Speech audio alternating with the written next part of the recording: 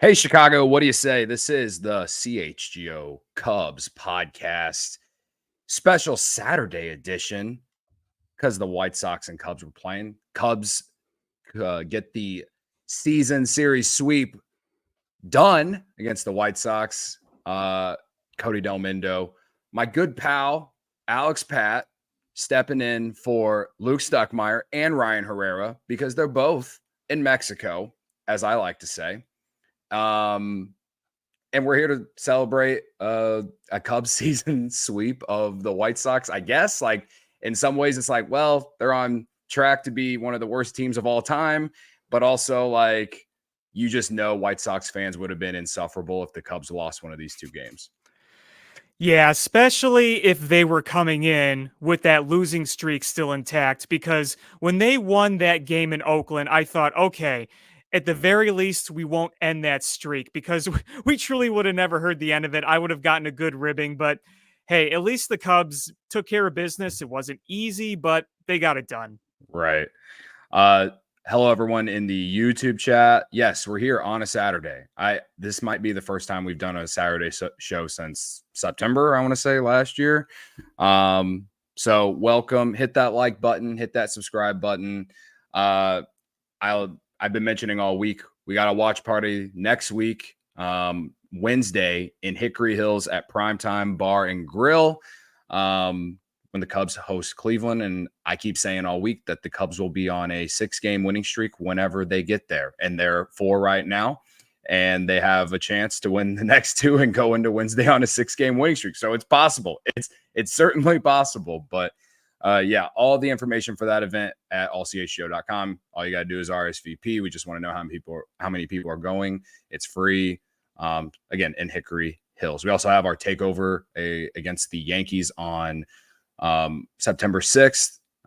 Includes a ticket into, I think we're sitting in the bleachers. It's technically a Friday 120 club event, but it's also a takeover.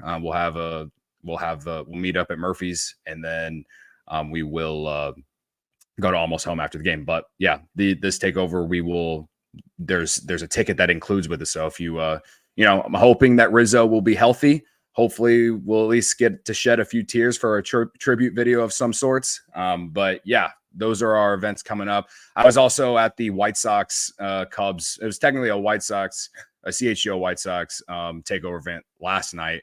And I'm just happy to say that I was not there to witness the Cubs blow a 7-0 lead. Just happy to get out of there with a win. Last night's game was just like tonight's game. I felt like the Cubs were just shooting themselves in the foot the entire night.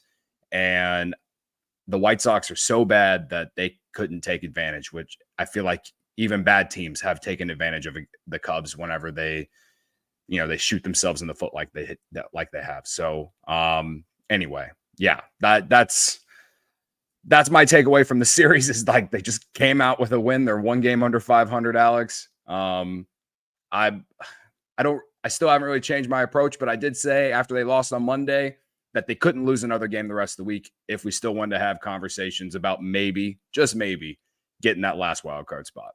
Well, and that's the thing, too, is that when you've put yourself in this situation, there's zero room for error, absolutely none.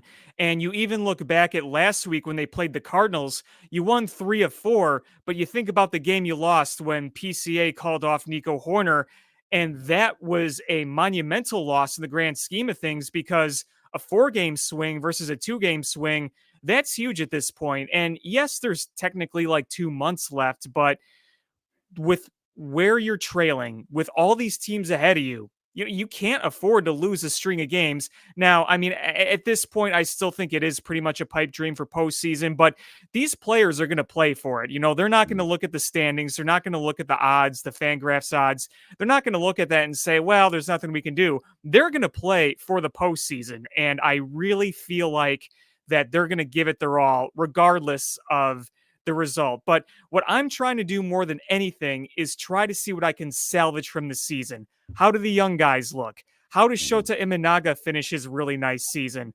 How does Miguel Amaya keep growing? The man who drove in the game-winning runs today. What's Bellinger going to finish like? Because he's hitting pretty good. Is Dansby Swanson going to finish on a good note? I mean, these are all things we're going to be looking at because sure, you might see some shakeups this offseason, but there are so many elements of this team that are on the major league roster or just coming up. We're talking about the Shaw, the Alcantara, the Owen Caseys, the Moises Pelistarios, all those guys.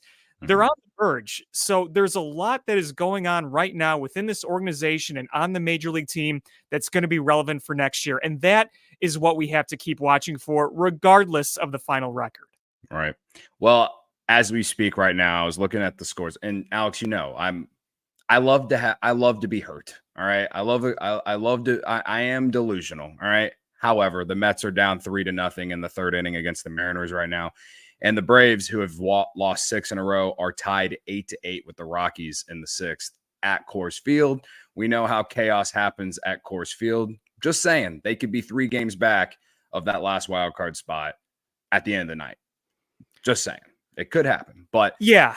I know. mean, like I say, you can look at the games back and you can look at the teams ahead, and that's where the difference comes in. Because if you were, a few games better and you were I don't know, 2 games ahead of a few other teams, then, things might feel a little different. It's what really hurt the Cubs early on in this season was you didn't get the tiebreakers against pretty much anybody you're chasing. You look at everybody in the division, you couldn't get the tiebreakers against those guys. You look at teams like the Padres, who are just on fire right now, and some of those other wild card teams that have the tiebreakers on you. We switched over to NFL-like rules when it comes to postseason, so the tiebreakers make the difference. You don't have game 163 anymore. So that's what kind of makes it more difficult. But like I said, the team's not going to give in. They're certainly not going to give in. And I feel like when you watch this team lately, you feel a bit more of an energy than I felt like you felt in June. Now, it's easy to say that because they've played better, and obviously you look more interested. You look better when you're winning ball games and you're executing. But I think I speak for most Cubs fans when we said that team looked dead in late Mhm. May, June. That team looked lifeless, soulless. It looked like they were going to a 9-to-5 job. Now you hear them speaking confidently in the post game. You saw some emotion. You saw Miggy clap his hands hard when he drove in the game-winning run. And we got rid of Morel for Isaac Paredes, and Isaac Paredes might not have the same exact personality of Morel, but you kind of see, okay, now he's settling in with the team. I feel like you're getting a little bit of vibe with Paredes now, and he's starting to settle in as a teammate here in Chicago. So those are all really good things. Yeah. I mean, I, I've I've talked a ton about like the Paredes and Morel trade. So I won't repeat myself, but yeah, he had a nice series here against the White Sox, and the Cubs have just been winning ever since they got him. I think the 2 losses, the 1 loss against the Twins and the loss against the Cardinals that they shouldn't have had. Maybe they lost. I don't know if he was in the lineup for one of those games against the Reds. He I just don't. came over, so Yeah, he was transitioning over. So if you don't want to count that, yeah. you're We just don't getting let the here. we don't let the facts get in the way of a good story over here, right? Exactly. Anyway, someone in the chat also mentioned the Cardinals got smoked by the Royals tonight too. So like you They even did. gain a little bit on them. Yeah, unfortunately the Marlins blew it against the Padres. They can't lose And right now, San I Diego. know And they are going into all these games trailing, and then you have Jackson Merrill just hitting these in the eighth game-tying inning. homers. That Mhm. team's scary. The way they're Yeah. playing right now, and if they get Tatis back, if Mhm. Darvish comes back, you got Musgrove. These guys are coming back to this team that's playing well. Keep an eye on them in October. Mhm. That Sure. team's no joke right now. Yeah. And the Diamondbacks currently up 6-1, but I did see that Ketel Marte and Zach Gallen, I think, got hurt in this game. So, I mean, Yeah. they're up 6-1 right now on the Phillies, but who knows? We'll have to pay attention to that because I do think that matters. So, Oh, Ketel uh, Marte, yeah, big time for that lineup for sure. right. And Zach Allen too. I mean, those are 2 big names right Mhm. there. Yeah. So again, as I've said, I understand it's a big. They're going to need a lot to go their way, but I'm kind of with you in the fact that like watching developments, PCA didn't do much tonight. I did love his catch in the 9th inning. Um, he makes it look so easy, and I feel like at some point fans are going to we're going to get to a point to where we don't really necessarily appreciate it as much. It's kind of like I know Jason Hayward made a ton of money, but like we've sat here and watched Seiya Suzuki play right field this year. We even before Seiya Suzuki got here, we watched other guys in right field. After Jason Hayward left, and you kind of found yourself thinking like, wow, like he was really that good defensively in right field. And I feel like PCA, any ball hit the center field, or honestly any ball hit to the outfield, he will just go out there and run. I think I saw our friend Michael Cerami, not necessarily, it wasn't tonight, but sometime recently sent a tweet. I think it was him. Sent a tweet saying, if you just had 2 PCAs in the outfield, could they cover both, like the entire outfield? And it's like, I honestly feel like they could, because he's just so fast and he just goes after every ball and he just makes it look so easy. So, but yeah, I mean, he had a great catch.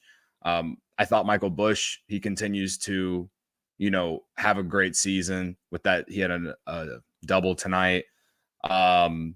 Yeah, and then Porter Hodge came out of the bullpen after Steele came out, and he continues to be a solid piece in the bullpen. There are definitely things to watch out for. I am curious to see who they add from Iowa before the end of the season. I feel like Casey will be that guy. I'm a little disappointed that they haven't been more aggressive with those guys this year, but it is what it is. All I can do is complain about it every single day, and that gets tiresome. So sure. I hope we see Casey before the end of the year, maybe Ballesteros, but I understand if not him. But yeah, they have some young guys that are interesting. And you mentioned Bellinger. Like I think a lot of people believe that he will opt in, and say he does, you could still, if he plays well these last 2 months, it does increase his trade value a little bit if you really did want to trade him. Absolutely. So it's not even the worst thing in the world if he does opt in. And again, with him in the lineup, and right now you can see the difference in this team. Like this team's offense was awful without him. So I've read a lot of discourse related to Bellinger this year, and understandably so. He has been a bit of a disappointment. He has not played like a $30 million player, but since he's come back since July 29th, he's been awesome. He's been a big part of their offense. Just like there's more length in the offense. So you don't feel like it's just like the first 3 or 4 guys in the lineup. They add Paredes. You got 5 guys there. And then Nico and Swanson have definitely been a lot better over this last month and a half too offensively. So, and PCA starting to hit over the last week and a half is, you feel like every guy in the lineup right now is at least a little bit more of a threat, which for those months of May and June, it was like, man, like you got to the bottom 3 and you're like, this is bad. Yeah. And they were automatic outs. Well, and let me give you a shout, Cody, because, I asked you a few months ago, does PCA suck? You were like, patience, young grasshopper. That's what you told me. And he's really starting to show it here lately. And you're right. You kind of take for granted the range he has. So I know we're getting ready to take a break here in a second, but I just figured I'd give you your flowers, showing your maturity in trying to preach patience to me.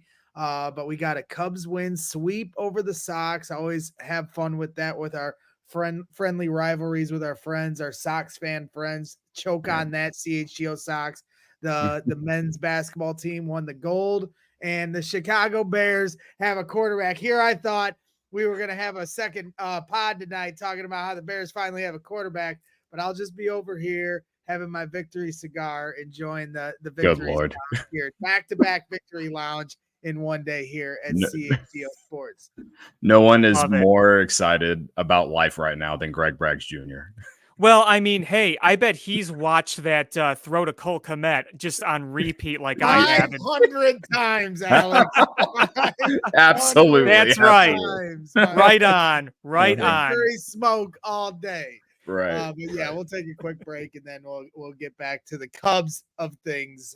But shout out to you guys. You guys are doing a great job here tonight. Right. Speaking of the break, let's talk about Blue Moon. I have the beer in this cup and I have a bat. I'm going to pour it after I do these ads, and I'm going to let Alex kind of talk about how he feels about some of these guys I'm going to bring up while I pour it. But let me tell you about Blue Moon. Some beers can say they're brewed for baseball, but only Blue Moon is brewed by baseball. Beer and baseball just go together, and no beer goes better than the one that was literally born in a ballpark. Blue Moon was created at Coors Field in Denver, Colorado. It's the natural choice for opening day and all season long. I've had some Blue Moons today. I was at Foster Beach here in Chicago during the day. Like, it was beautiful today, Alex. Like, I don't know. I know you're in the suburbs, but like, it felt like a crisp fall day, but like not perfect. too. Yeah, it was like perfect. Like it wasn't cold, absolutely. But like it was, just a perfect day to be outside and have a couple beers with your friends. And that's what I did. Right on. Right on.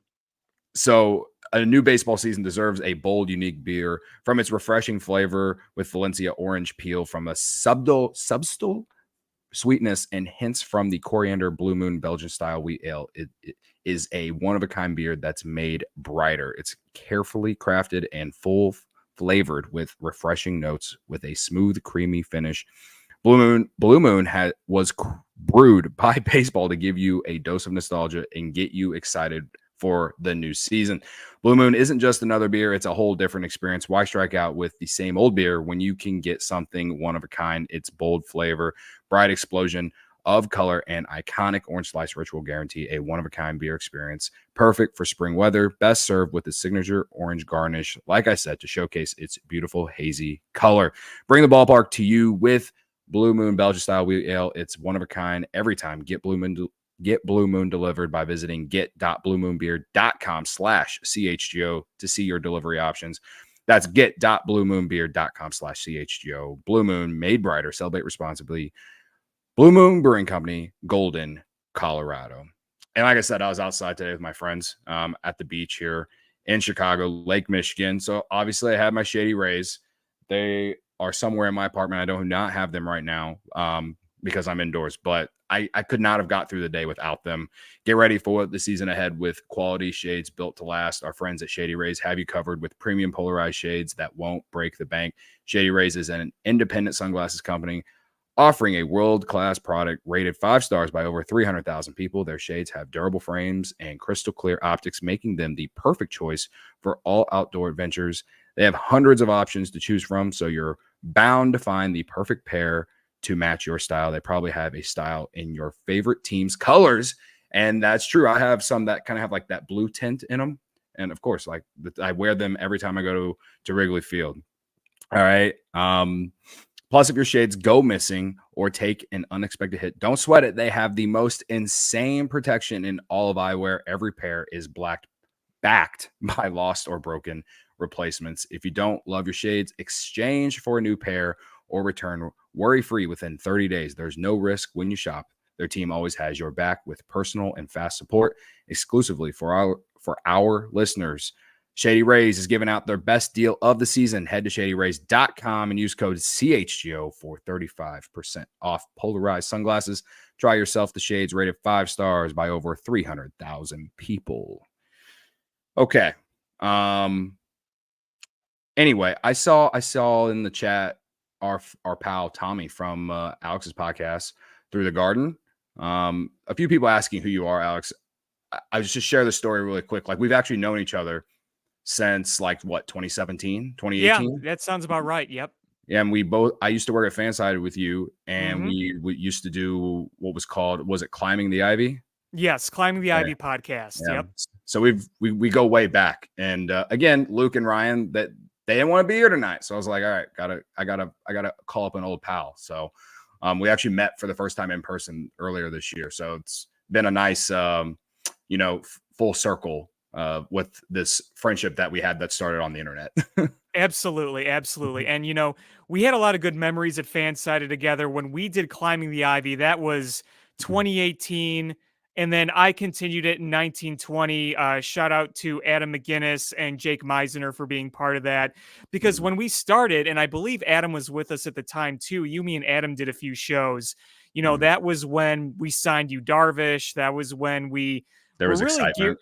Yeah, it was. I mean, we were really gearing up for what we thought was going to be the next phase of World Series runs for the Cubs. Obviously, that didn't work out well, but Yeah, Climbing the Ivy, those were good times. And I think that you can still find those podcast episodes. So if you want to listen to me, Cody, and others talk about the Cubs way back when, do a little digging on the internet. You might find some. Yeah, I'm sure I got plenty of bad takes like I do now.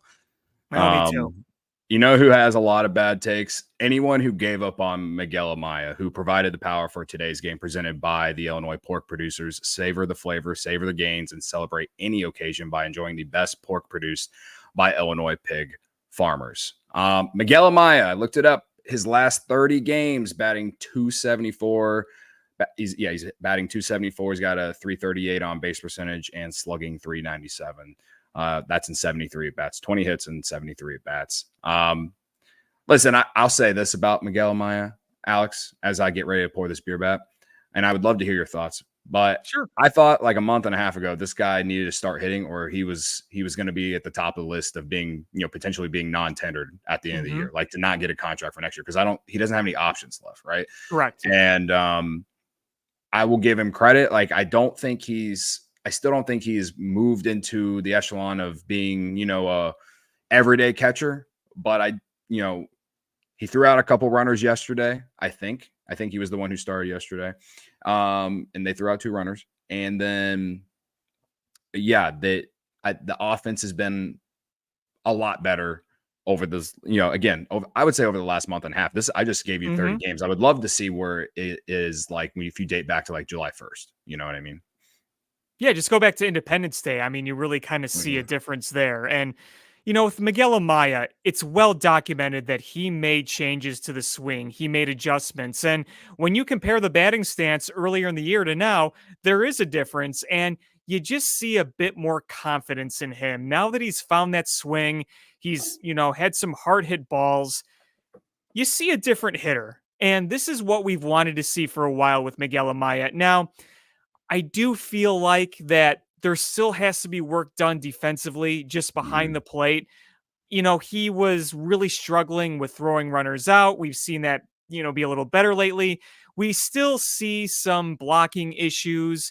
But, one thing I want to say about Miguel Amaya that we have to keep in mind is that he went through a lot physically in his minor league days. He missed a lot of time due to injuries. So I couldn't help but wonder if those injuries had some sort of long-term effect and that there were some things that he kind of needed to maneuver around physically and mentally. But either way, the adjustments he's made offensively have really paid dividends for him.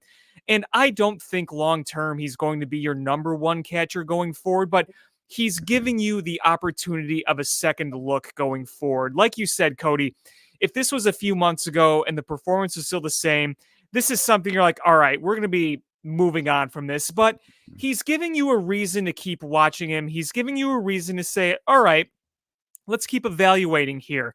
Now, we are very fortunate that we have Mo Baller in the minor leagues, and he's looking very promising. So it's not all or nothing. And I will, I'll ask this too is, Christian Bethancourt was brought in. He's a veteran catcher.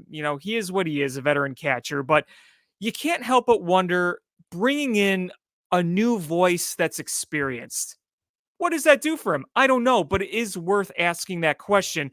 Obviously, when the year started, we had Yan Gomes. Yan Gomes is a wonderful teammate and a great mentor for a lot of people. Ask Justin Steele, ask that pitching staff. They'll tell you how much they valued Yan Gomes, but he was on his way out. So now you brought in another veteran, and you brought in Thomas Nido too. So you brought in a couple of new veteran voices. Maybe they helped him out a little bit too with just kind of the way he plays behind the plate. Obviously, hitting is a whole other aspect that Nido or Bethancourt are not known for doing, but just being a catcher and the fundamentals, it's good to have, I think, guys brought in like that. They can help some of these younger kids like Miguel Amaya, but regardless of what happens, I appreciate that Miguel Amaya is giving us a reason to look at him for a second time. Let's call it that. Yeah, instead of just dismissing him. I mean, listen, you just go look at the numbers the first 2.5 months. I mean, they were atrocious. He was well below the Mendoza line. Again, last 73 at bats, he's hitting 274, and it's not like he's playing every day. No, Bethancourt.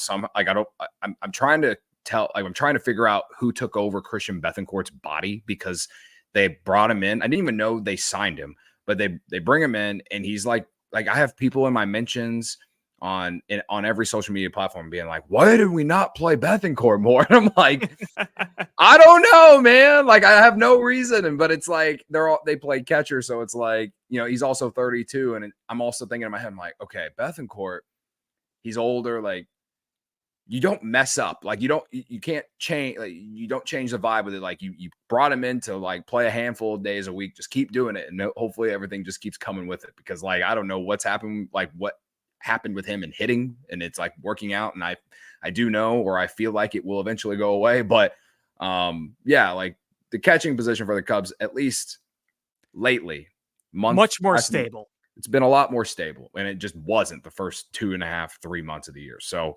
I obviously the Cubs are where they're at largely because the catching position was really bad, for half the year. Yep. And so I can't say that, I can't give Jed Hoyer a pass on that, but at the same time, they are playing better because the catcher position has been a lot better. Okay? Well, it's funny you say that, because what's frustrating, but also kind of interesting, is you saw how many issues there were with this team early on. You had back end bullpen issues, you had catching issues, and you've kind of worked through it. The problem is that it's probably too late at this point, but you have worked through it. I mean, the bullpen is pretty much night and day compared to where it was at the beginning of the year. Now, Hector Neris still gives you a heart attack every time out there, but I mean, you look at the other aspects of the bullpen, the setup man, 7-6 inning. You've seen what some of these guys have done. I mean, Porter Hoge, I really like that guy. Really like him. And you see what Lopez coming over from the Mets, he's been really good. You look at Miller, he's been very good. If only we had the one from the A's, but, beggars can't be choosers. But you figured a lot of things out. And, it's been well documented with the bullpen, but you can look at the catching core too. You're like, all right, you jettisoned Yan Gomes. It was time. The tank was empty. Great dude. Was a good signing for the Cubs in the day.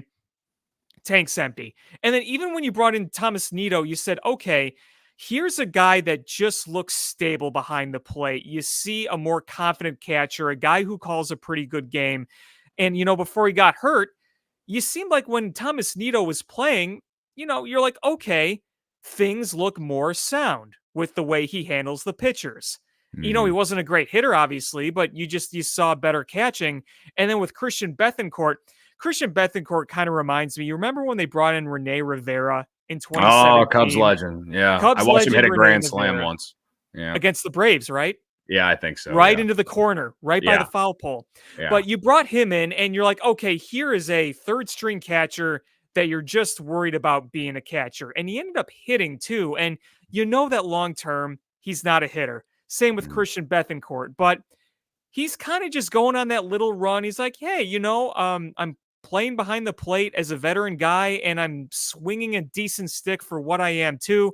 Like you said, probably not going to last, but it is nice to see some stability at the catcher position, because it was just so bad those first few months. It was horrible. Right. Probably worse than baseball, honestly. Yeah, right. All right, we have to do a couple ads, but before we do it, let's do the beer bat. I see Godfather. He says, hey, dude, beer getting warm. I agree. Beer's getting warm. Let's just get to it. Braggs, I don't know if you have the timer, but you all can time it, I guess, if we do not have the timer. We do not have the timer, Braggs? I do not, but I can one Mississippi it if you want. I got the timer on my watch if you need help. Someone needs the timer. That's all I know. I got it. I got you. I will give tonight's beer bat to Miguel Amaya because he did get the big hit when they absolutely needed it. And on a night where the Cubs stranded so many guys on base, and it was just very annoying. And he came through when they absolutely needed it. So for sure. Yeah, this one goes to Miguel Amaya. All right. You guys can count. Here we go.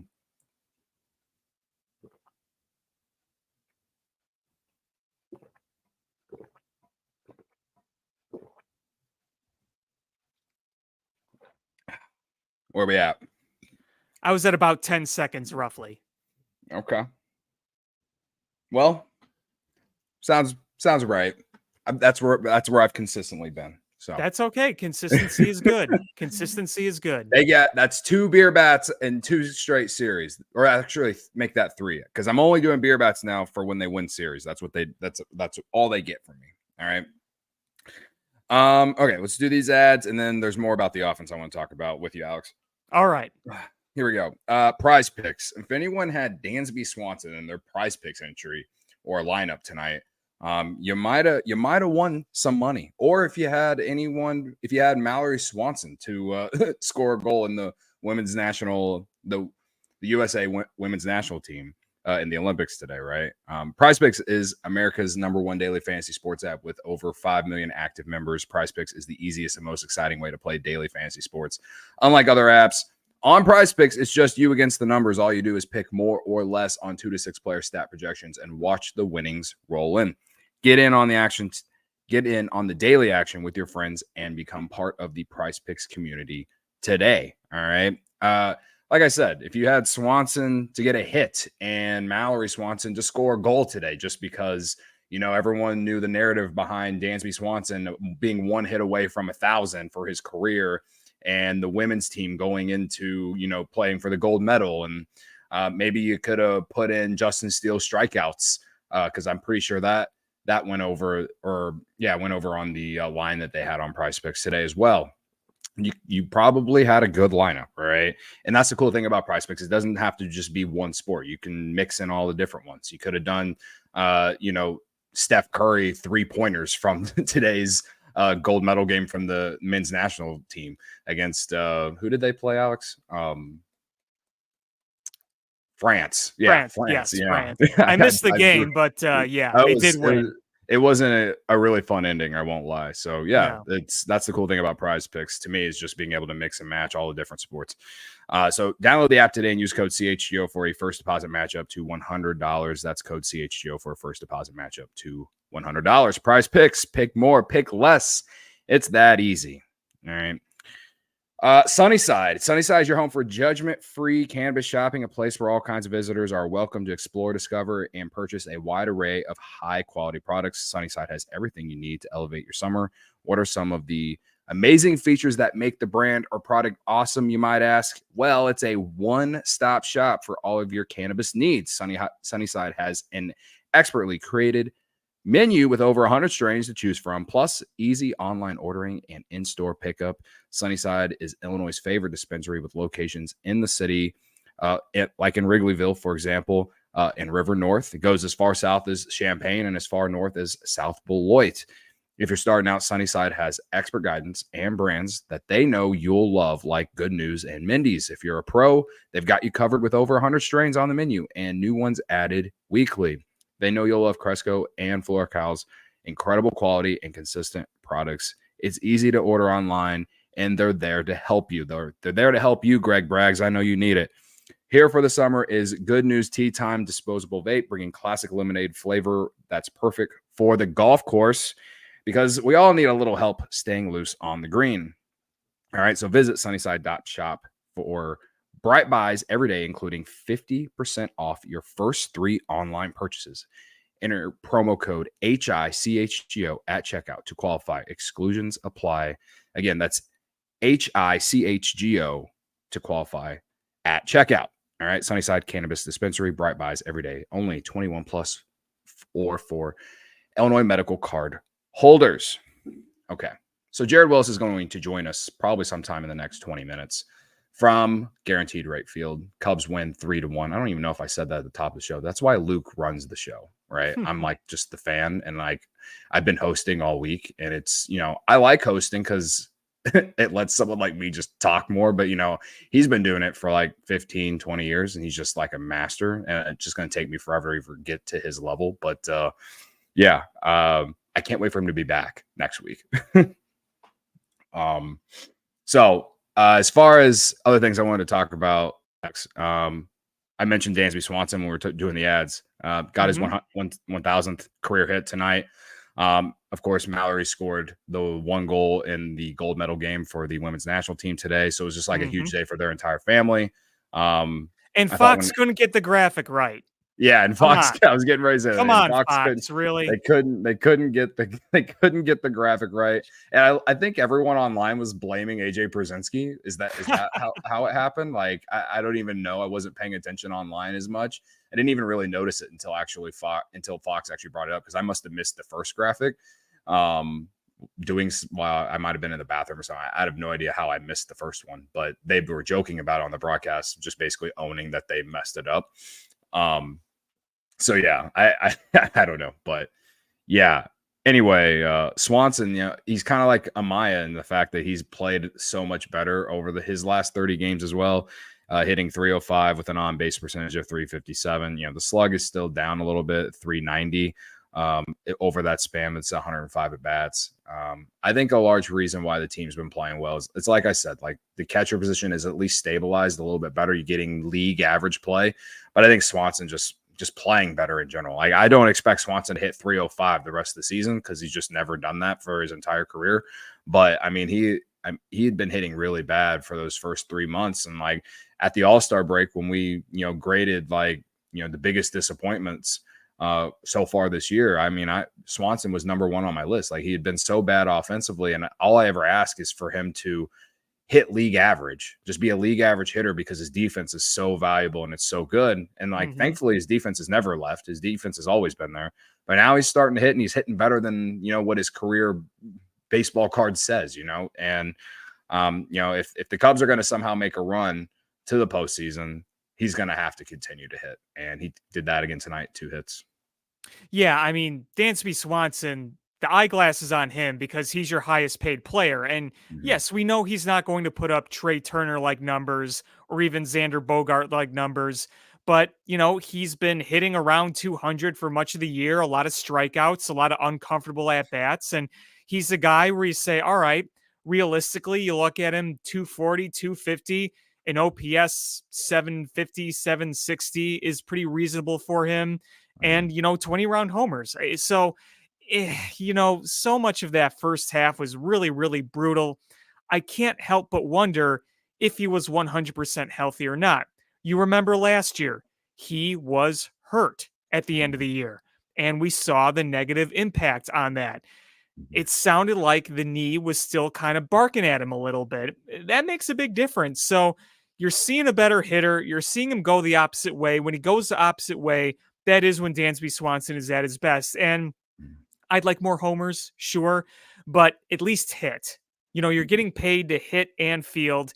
At least if you're going to hit singles the other way. That's the minimum that I ask of him. Hit singles the other way, have good at-bats, put the ball in play when you need to put the ball in play, because there were real big issues early in the season where he was just striking out with men at third and less than 2 outs, where all you needed was contact to drive the runner in, and he wasn't getting that. You're seeing, again, what looks like more confidence, a better pitch selection. And when you go the other way, you're locked in, because that's when he's at his best. Yeah. Yeah. His first hit, the hit to get to 1,000 a day was definitely, kind of like what his career has been built on, honestly, just hitting, line drives back up the middle, his second hit was one of those like dribblers or whatever. They were playing back, and it led to he was owed one of those, because he hit a ball pretty hard in his first at bat that was run down at the warning track. A little too much top spin on the ball, but he hit that one pretty hard, so he was owed a little bit of an infield single on a slow dribbler like that. I agree. And that ball, I couldn't believe that ball didn't get out, to be honest with you. Like, and I don't know what the wind conditions were like there tonight, especially after seeing all the homers there on Friday. Like he hit that one pretty hard. And I feel like in general, the offense tonight, like they definitely had a few at bats where it was like frustrating. Saya didn't have a good night at the plate. Rough night for him. Yeah. Rough night. It was a really rough night. And there were just a few times where it felt like they had guys on base and they just hit a couple like lazy fly balls, but saw a lot of that. Yeah. But the offense in general has played better, and he is a big part of it. And like I said earlier, it's like you look at the lineup right now, Craig Counsell is essentially putting the same lineup out there every day. I think a lot more people, the more PCA hits, the more people are clamoring for PCA to be in that leadoff spot. Right. And maybe he gets there with a little in a few more games or whatever. I think largely like the offense has been better because Ian Happ has been leading off, because he gives you so many good plate appearances. He works counts. He works a lot of walks, you know. The offense was at its best at the beginning of the season when he was leading off. You know what I mean? So I'm not necessarily clamoring for it, but I also understand that Happ he's cooled off a little bit. I know he hit a homer last night and then he struck out 3 times after that, right? He didn't have the best night tonight either. I think he did have a hit late in the game. He did. But you know, he has cooled off, but he makes the pitcher throw a lot of pitches. And, you know, he's been essentially, to me, he's probably been at least more consistent than in most players on this team outside of maybe Michael Busch. Outside of the first month and a half of the season, like he's been basically what we've always grown to know him as, you know. So the point I'm getting at here with the lineup is that it's at its peak form right now, I guess. Like to have Happ and then Busch, who's again having a great rookie season. You have Saya, Bellinger, Paredes, or they just kind of move it around, and then having Horner and Swanson in that 5-6 hole. You know, I think Swanson, we're talking about him, like, you know, when he was with the Braves, like he was always at the bottom of the lineup for them. Like he was always towards the bottom of the lineup. I think a lot of people don't realize that. And he's excelled down there. And I think the thing is like for a large part of his first year and a half with the Cubs, he's been hitting like all of last year, like the beginning at the start of the year, he was hitting the top 3 spots for the Cubs. And like with the roster they had last year, it made sense that he did. He started the season off, cooled off, became more of the player that we've grown to know him as. But I think this year, whether it's the injuries, like I remember he played for 2 weeks and then they put him on the injured list because he was hurt, which was incredibly frustrating as a fan. Seems to happen a lot with the Cubs over the years, even going back to Chris Bryant under Joe Madden. It's like, why wasn't he on the IL sooner? He was clearly ailing, you know? Right. But, you know, maybe it was the break, the All-Star break. Like, I don't know. He had started to show signs like that week they went to Baltimore and St. Louis as well. Like I'd say dating back to, you know, towards the beginning of July, he has started to show signs of more consistent offensive production. And of course, I can't just say that whatever else happened the first half of the season doesn't matter. If he was a league average hitter, they'd probably have at least a few more wins, right? Sure, absolutely. But at the same have like it would be worse if he was just that bad for an entire season. I mean, so many people have been talking about like, man, I can't believe we gave this guy all this money. And I have plenty of things that argue against that. But at the same time, like, yeah, knowing this organization, the fact that, you know, they let Jason Hayward's contract kind of, you know, not allow them to go pay for Bryce Harper in some aspects. You can legitimately argue that, in my opinion, to why they didn't do that. And Jason Hayward wasn't performing and like they're paying him all this money. You know what I mean? Like, so it's good to see him. I think the point is it's good to see him get back on the right track and help this team win some games. Yeah, well, and you know, you made a couple of good points there. You talked about Dansby Swanson batting lower in the lineup. And one thing that we all knew when they brought Dansby Swanson in is his importance to the team is being a cog in this team, but he never was and never will be the cornerstone of a team. When he played in Atlanta, he played with Freddie Freeman and Acuna and Ozzie Albies. I mean, you had a stacked lineup where he was a key cog, but he wasn't the guy. You know, you bring him over to Chicago, he was going to be a key cog in this team, but he wasn't supposed to be the number one guy. And now that more guys on the team are hitting, now that the offense has found more of a flow, I think that helps him thrive a little bit because it's like, all right, you know, I don't have the pressure of being the number one guy. The other guys ahead of me are hitting. I'm going to kind of keep going with the way they're going. So I do think that you can owe a little bit of the offense as a whole doing better, helping Dansby Swanson out. Yeah, absolutely. I'm curious what your thoughts are on Hector Neris, because It's such a roller coaster, man. Oh, Like I was at the game last night, and I could not believe they didn't blow that game. And I think going into that game, they were 0, like the White Sox. The White Sox go into that game 0-56 when trailing after the 6th inning.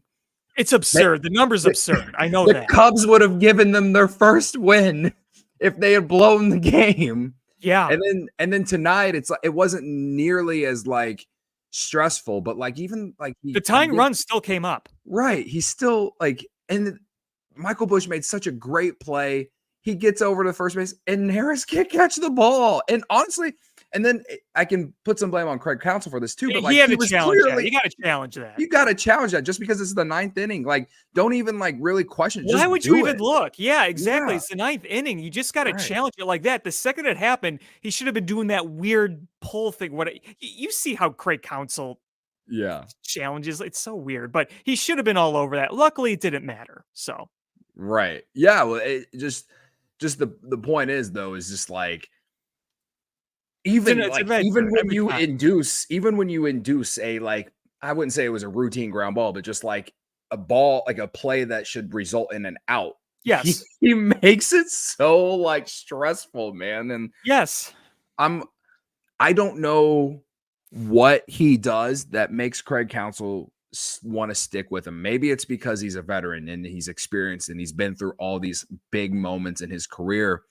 But like Jorge Lopez was a closer for the Orioles, you know, I'm pretty sure he was 2 years ago, you know, and like Porter Hodge has taken massive steps this year. And like one thing I love about Craig is that he has inserted some of these young guys and just let them run. Like PCA, for example, was, you know, he struggled to hit, but because his defense and his base running is so good, they just let him get those at bats because he had to get those at bats to learn how to hit major league pitching. And like, you just do what you got to do, right? And like he didn't give up on him. He could have easily sat him during so many different stretches, right? And you could say no one has really struggled like PCA did. You know, Porter Hodge, sure, he's shown command issues at times, but you know, he had some good outings. And then he started getting high leverage opportunities, and he's been getting high leverage opportunities since, right? Like he's been doing that with young guys. And when it comes to the closer spot, it's like, not that it really matters. Like, I don't even know if I'd feel comfortable with Jorge Lopez out there, but we've seen so much of Hector Neris all year that I'm just like, I'm never going to feel good about this. I'm just never going to feel good. Yeah, I mean, look at the FIP, look at the WHIP. You see a solid ERA, but you know, when you have a 3.50 ERA for a closer these days, that's pretty darn high. But like, I mean, a 3.50 ERA itself doesn't look terrible, but the fielding independent pitching, that's over 4. The WHIP is like 1.44, something like that. And you look at his career and you're like, all right, the ERA is about where he typically is, but he's had much lower FIPs in the past. And he's had lower WHIPs in the past. Yeah. The lesson here is you can't be putting on guys over and over and over when you're in a save situation. And it truly is amazing how he hasn't gotten burned nearly as many times as he could. Because when you look back at Carlos Marmol, I'm going to use Carlos Marmol for example. He walks the world every time. We know that.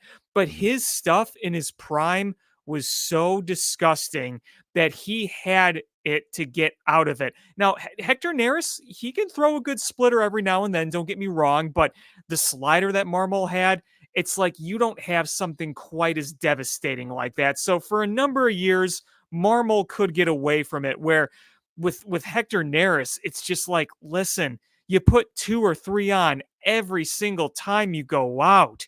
And then you get a big strikeout or a pop out or something to get yourself out of it. But I can't take it anymore. I mean, the heart rate, I have an Apple Watch that I wear constantly, and I'm not kidding you.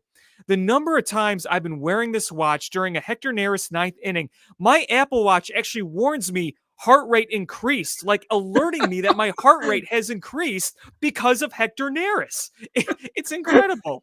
Yeah, it really is. He literally like gives us all a heart attack, man. Like it just, I gotta say this though. I respect the fact that he went into the he went into the post game on after Friday's game, and it's just like, I'm the best at what I do. I know, with the sunglasses, like, yeah. And I'm just like, all right, brother, all right, like you got to have that confidence. Someone's got to have that confidence. So at least he's confident. I mean, I'll give him that. You don't want a closer going out there who isn't confident. Sure. Okay. My guy, Jared Willis is here. From Guaranteed Rate Field, or I still call it the Cell, whatever you want to call it, Jared. How you doing, man? I'm doing well. I'm trying to find a spot where I'm not like weirdly illuminated by these lights behind me, but I just finally gave up. I think I positioned my head just. You're right. good. Like, I think we can all see like the salt and pepper beard. It's looking good as it normally is. You know. I'll do this with you like I did with Ryan all week. Over under a minute and 30 from Craig Counsell. He was over today for sure. I'd have to look to see the exact time, but yeah, it was over. There's a few things to talk about tonight. So right. I know he's very much very much a like, no win tops another, like same even keel guy. But the Cubs have won 4 in a row. They're 1 game under 500, and it felt like these last 2 games, even though they're the White Sox, they were tough. They could have easily given them away, but they didn't. What did he have to say about just the overall team performance tonight? Yeah, I mean, I think to the first part of your question, like he's talked a lot, especially the last couple of days, about just the importance of you play the team that's in front of you, you play the game that's there that day. You can't be worried about what their record is, what anybody's record is, or even like what's coming down the road.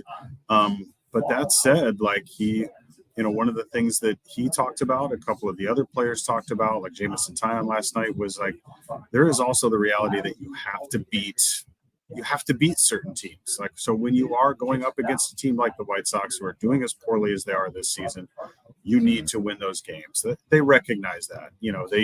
They will say things like, hey, any given day, they're big leaguers, they can beat you, but they also know that given the situation that they are in because of how they played in May and June, they've got to win these. So, he was pleased with the outcome, but tonight's game wasn't necessarily clean in every way. We saw like an uncharacteristic error from Nico Horner that led to a run.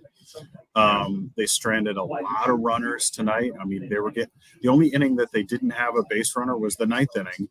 And so to only score 3 runs when you were putting guys on base every single inning, that's against a better team. You're going to really, really struggle to win a game like that. So it was, not their cleanest effort for sure, but at the end of the day, they get the result that they want.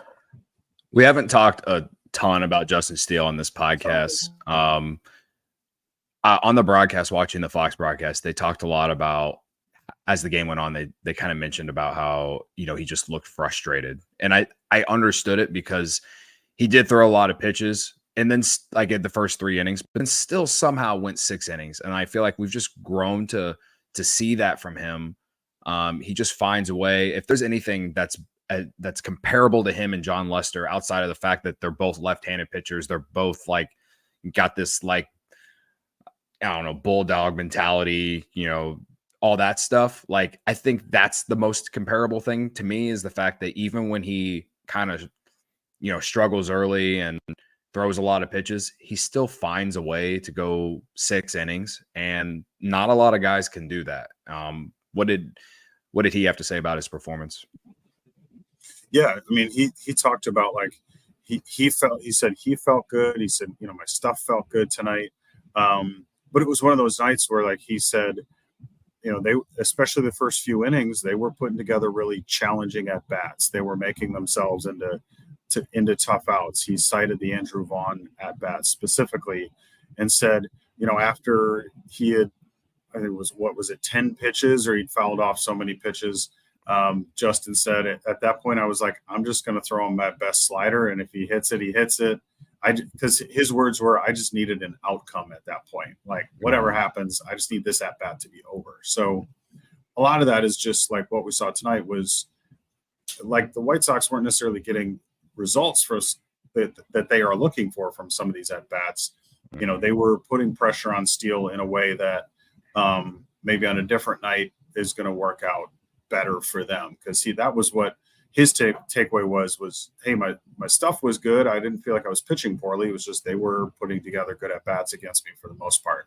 And we see that in still getting the 8 strikeouts, only 2 walks. I mean, he was pitching well, but it worked that pitch count up so much so that 6 innings was all he was going to be able to go for, because I think he was right at 100 pitches or maybe just shy after that 6th inning. Sure. Yeah, I mean, when you talked about like the White Sox kind of battling, I just think about that Andrew Vaughn at bat in first inning. I think he threw like 10 pitches, and like he went from that first inning was just it was like annoyingly challenging for him. And I don't know if I should be concerned about that going forward or not, but like tonight, it was definitely one of those things. And the only reason I say, should I be concerned, is just, it's easy for me to just say, well, it's the White Sox, and you look at that lineup and you look at the batting averages on all those guys. But at the end of the day, it still is major league hitting. I don't know if he gets up for the more challenging lineups or not. Like, I don't know. I don't know how I should read into that. You know what I mean? I think that's a fair question, or at least something to just kind of like keep an eye on and just be alert to is even on a night where he only gave up 1 run and it wasn't even earned, he still, he was laboring out there. This wasn't an easy night for him by any stretch, and against a lineup that you would expect he would have an easier time getting outs against. But I do think ultimately it does just, and it's a cliche almost, but it does kind of boil down to, for as bad as they have done as a team, these are still major league hitters who can put together good at bats, who are going to get hits, they're going to score runs. And I think the takeaway is just that in spite of that, Justin Steele got 6 innings, only gave up the 1 run, and got the end results for any starting pitcher that they're looking for is setting their team up with a chance to win the game. And that's ultimately what Justin Steele did. So all things considered, a good outing. But yeah, I think, Cody, I think that's a fair question to just, kind of like, it feels like this should have been an easier night for him and it wasn't. Should we be concerned about that? We'll see what the next start looks like. Alex, you have anything for Jared?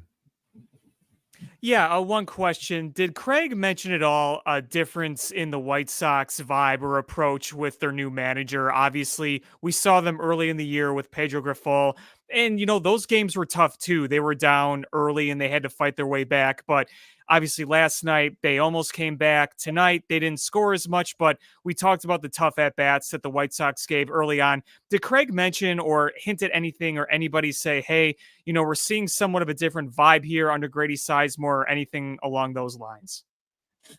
Yeah, the only time that really came up was yesterday on Friday, after the news had all come out on Thursday, and then Friday was sort of the first day of Grady Sizemore's on the job. And that question was asked before Friday's game, just about kind of anticipating a potential, I don't even know what you would call it, but Craig he kind of downplayed that, and he really made it more about the fact that, hey, it's the Crosstown series, so both teams play with an elevated energy no matter what, no matter who the manager is. It's Chicago versus Chicago, and there's like a different feeling in the air no matter what. And that was really what he had more to say about. Hey, speaking of Chicago and Chicago, we got Vinny Duber. There he is. Just wrapping up with the White Sox show. It's a shout out from Greg. So yeah, that was more, and the players too just talked about like, hey, this is always like a high energy series just because it's the White Sox, it's Chicago. The guaranteed rate was packed both nights, 38,000 plus. We had a couple of dopes hop into the outfield just before the bottom of the ninth. Needed the cart. And this second guy needed the cart. I can't say it enough times. I don't know why people do this. It maybe one of the dumbest things you can do. But that second guy, insult to injury is now not only are you spending the night in jail, but now it looks like he blew out his knee. I mean, that guy, he hurt himself pretty bad. So, yeah, enjoy all that. But I guess that's just, it's CROSSTOWN. Weird stuff almost has to happen. You bring that up, the fans that try to jump over the wall or whatever. And that reminds me of another moment that ninth inning. PCA made that catch, and then he kind of signaled that something happened. Like, did you see what happened out there? Did someone throw something at him, or like a fan throw something at him? Yeah. There was something I couldn't see or tell what it was, but something had been thrown out onto the field. So the umpires and the security were making sure that A, he hadn't been hit by it, and then B, that it wasn't on the field or something that was going to interfere. Pete did say in the locker room afterward it didn't hit him and he was fine. It wasn't a big deal. But yeah, just late in the game, fans getting a little weird on us. So sounds right. But yeah, got through the ninth inning. Everybody is okay.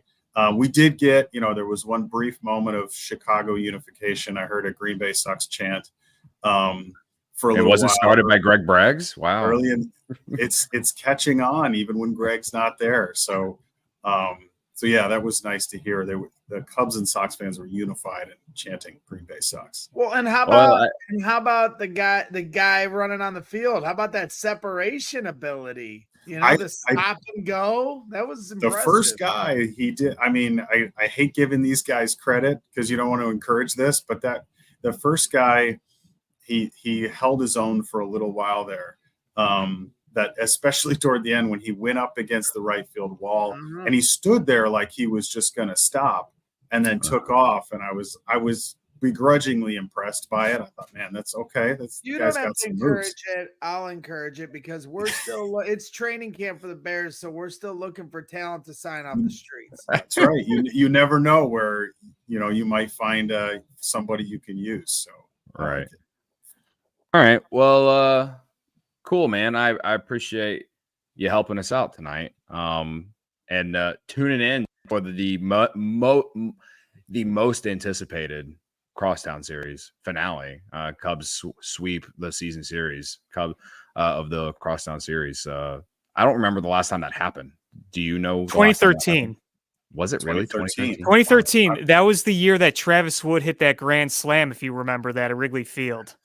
I don't remember that, to be honest. Go back and look. I probably should. I should look it up. Yeah, I wouldn't have pulled that. So credit to you, Alex. That's impressive. Thank you. I wouldn't have known that.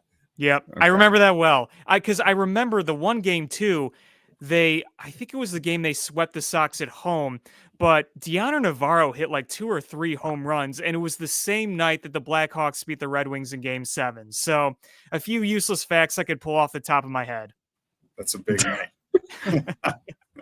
You said 2013. I'm like, oh, so both teams together were equally bad. So yeah, one lost 99 games. I think the Sox lost 99 games and the Cubs lost 98. Now, one team was bad on purpose. The Cubs were tanking under Theo. The other, the White Sox, were just being the White Sox, and Jerry was being Jerry. So yeah, man. To close the show. Again, like I know that they battled against the Cubs this 2-game series, but man, I can't even like find the energy to even want to trash talk White Sox fans at this point. No, like no one deserves this, especially in this market. Punching down way too far. Yeah. Like, and I'm not one who talks a lot of trash with White Sox fans anyway, but like it's sad. It's like legitimately sad. And all I guess to go with that, it's like the Cubs frustrate me a ton. But they've never frustrated me to the point of the White Sox. So at least I have that. Yeah.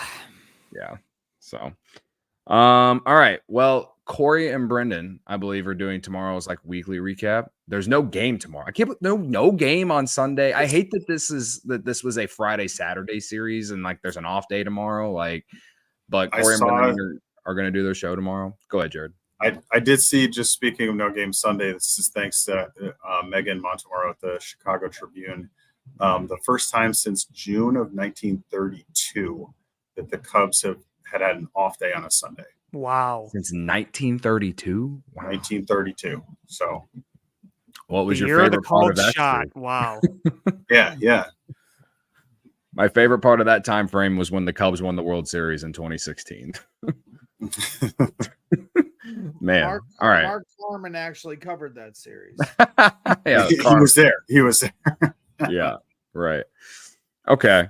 Well, again, Cubs win 3-1. Alex, thanks for jumping in and helping out tonight. I'm going to when Luke comes back from Mexico and when Ryan comes back from vacation after next week, I'm going to tell them that you guys can leave and I'll just figure it out because I can just do this shit with my hands tied. I did it all week, Jared. I deserve a ton of credit. I'm just going to pat myself on the back. Nice job. Credit to you, Cody. You deserve it. I figured it out. All right. Good work. Good work. So anyway, yeah, Corey and Brennan tomorrow. I'm sure Brennan has so many things to talk about with PCA. At the very least, the guy can't stop tweeting about him. And I'm sure he's going to go on a victory lap about Dansby Swanson because I just know him. So tune in for that. I have no idea when their show is, but they will be on live tomorrow here on CHGO Sports YouTube channel. I'll be back Monday with Luke. Luke will be back on Monday. And again, we have our watch party at Primetime Bar and Grill in Hickory Hills on Wednesday when hopefully the Cubs have been winners of 6 in a row going into that watch party. So we'll see you all there. Go to allchgo.com to RSVP. And yeah, big week ahead for the Cubs. Starting on Monday, you got the Guardians and then the Blue Jays come to Wrigley Field. Like I said at the beginning, after the loss to the Twins, like they couldn't lose the rest of the week. They didn't lose the rest of the week. I think you can afford to lose one to the Guardians, but if my delusional brain that has hope is going to remain delusional, they got to at least win this series against the Guardians. It's going to be tough, but the Guardians haven't been playing well of late. So who knows? Maybe we're getting them at the right time. So, Ricky De Hoyos he sent a super chat, $1.99 credit to Cody. Thank you, Ricky. Wasn't trying to take a massive victory lap, but no, you deserve it. You deserve it. It's all good. These are facts. Yes. All right. Again, we will Corey and Brennan tomorrow. I'll see you guys on Monday. Thanks for checking out the CHGO Cubs podcast. Fly the W. We all silly like the mayor.